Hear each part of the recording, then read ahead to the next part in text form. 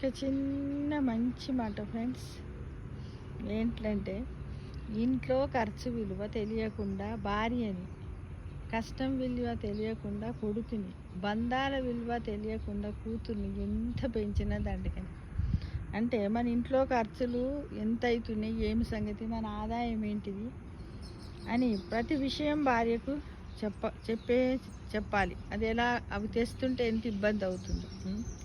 అట్లానే కష్టం విలువ కూడా కొడుకు చెప్పాలి. ఒరే, నువ్వు ఇంత ఫీజు కట్టమన్నావు, ఇలా వేల కొద్ది ₹1,00,000 బండి కొనివ్వమంటున్నావు బిడ్డ, నేను ఇంత సంపాదించడానికి మన జీతం ఇంత ఉంది, ఇది ఉంది, మనం ఎలారా ఇప్పుడు డైలీ బతికిన ఎక్స్పెండిచర్ ఇంత, మనం ఎంత పొదుపు చేయాలి, ఫ్యూచర్ ఏంటి. ఆ విధంగా బంధాల విలువ తెలియకుండా కూతుర్ని ఎంత పెంచినదండి. కానీ బంధాల విలువ, బంధం అంటే ఏమిటి, ఆ విషయాన్ని పిల్లలకు మనం తెలియజేయాలి. ఎందుకంటే తల్లి కూతురు మధ్య బంధం, అన్నదమ్ముల మధ్య బంధం, అమ్మమ్మ నానమ్మ తాతలు మధ్యల బంధం, అత్తలు మేనత్తలు పిన్నిలు పెద్దమ్మలు వీళ్ళందరి మధ్య కూడా అలాంటి బంధాల గురించి మనము తెలియజేయాలి ఫ్రెండ్స్.